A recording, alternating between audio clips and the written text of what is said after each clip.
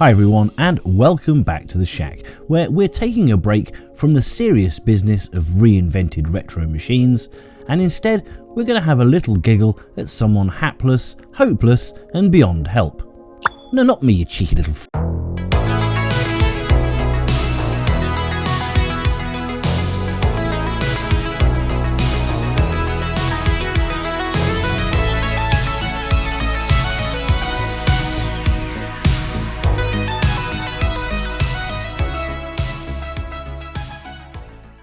I'd like to take a moment to thank the sponsor for the channel, PCBWay. For retro computing enthusiasts like us, they offer everything we need to keep our old machines going and build cool new stuff too. From PCB design to fabrication, CNC machining and 3D printing through to turnkey solutions, they're fast, affordable and provide amazing quality. And at a starting price of only $5 for PCBs, an assembly from only $29, it's friendly on the wallet too. They're our official sponsor, keeping our soldering irons hot and our tea towels fancy. Now, on with the show.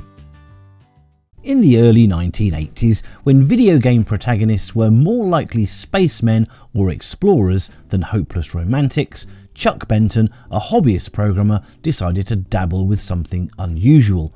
A text-only, adult-themed adventure called Soft Porn Adventure. Crafted in AppleSoft BASIC for the Apple II, the game began life as a programming exercise to test Benton's skills, but quickly took on a life of its own when friends encouraged him to self-publish it. It starred a generic party animal who scrambled around a small town, collecting items to woo three beautiful women. The game saw limited success at its launch under Benton's Blue Sky software and sold around 100 copies. But it did catch the attention of one Ken Williams of Online Systems, later Sierra Online, who thought even a racy text game might contrast nicely with his own catalogue of family-friendly titles and commissioned soft porn.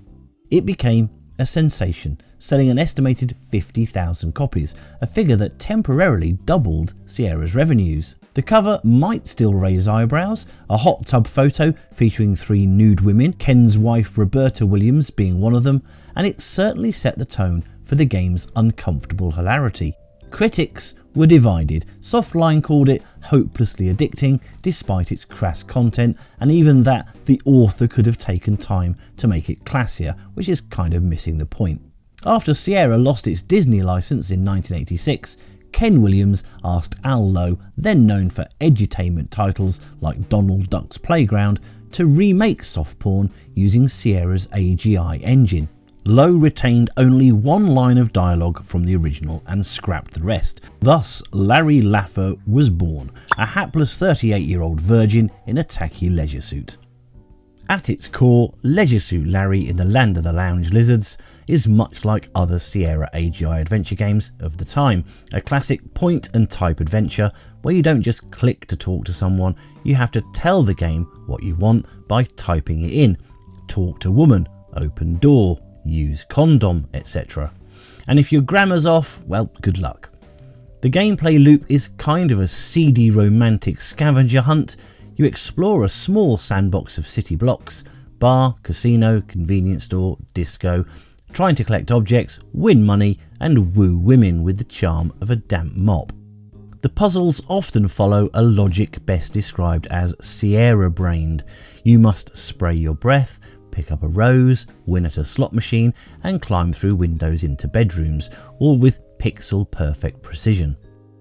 But for all its awkwardness, it never quite feels really rude, just mischievous, like the game is elbowing you constantly and whispering, yeah, this is a bit much, isn't it?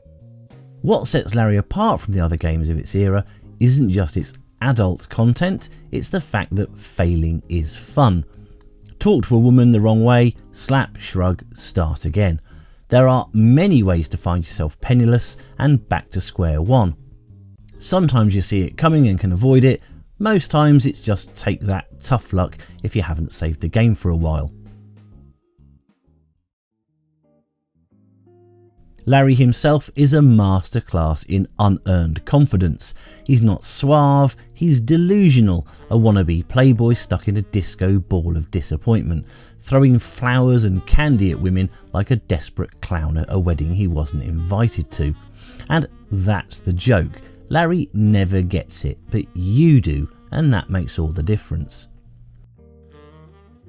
The original 1987 version had blocky 16-colour graphics, stiff animations and a parser that felt more like a language puzzle than a UI. If you typed "talk woman", the game might not understand it. Try "speak to lady" and it might work, or not. Navigation was grid-based and, as mentioned earlier, save early, save often. One wrong move, one missed item, and you could soft lock the game for good. But that's part of the charm. You feel involved. Every tiny win, getting a ring, passing the age quiz, not dying in the street, it's a minor triumph. And that parser-based input forces you to engage with the game world like an improv script, not just a clickathon. The soundtrack, minimal but iconic. The little jazz ditty "For Your Thighs Only", composed by Al Lowe in about 20 minutes allegedly, has more personality than half the games released that decade. The graphics, well, they're bright, cheeky and just barely lewd, like Betty Rubble having nipples. It's not really offensive, just awkward.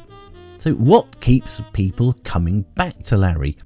It's the personality. It's a game that doesn't take itself seriously but knows exactly what it's doing. It satirises the very idea of the romantic conquest by giving us a hero who absolutely cannot conquer anything.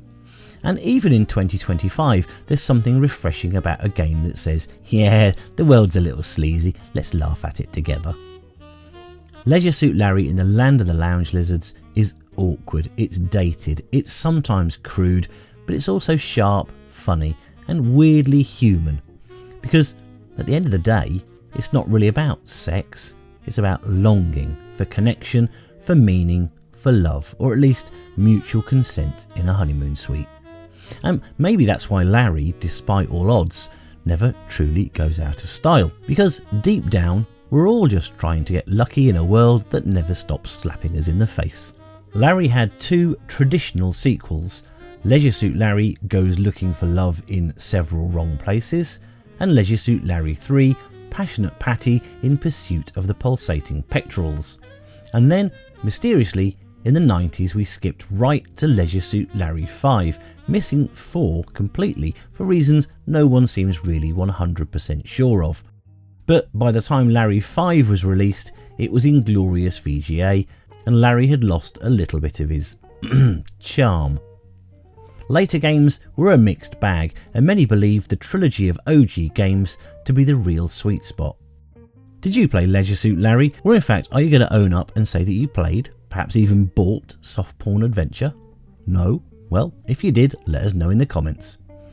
Please like the video and subscribe. We like to do these little retrospectives every now and then on games we all remember or just might have missed. Right, until next time in the shack, off you pop. Go and have a go on Larry, Mrs.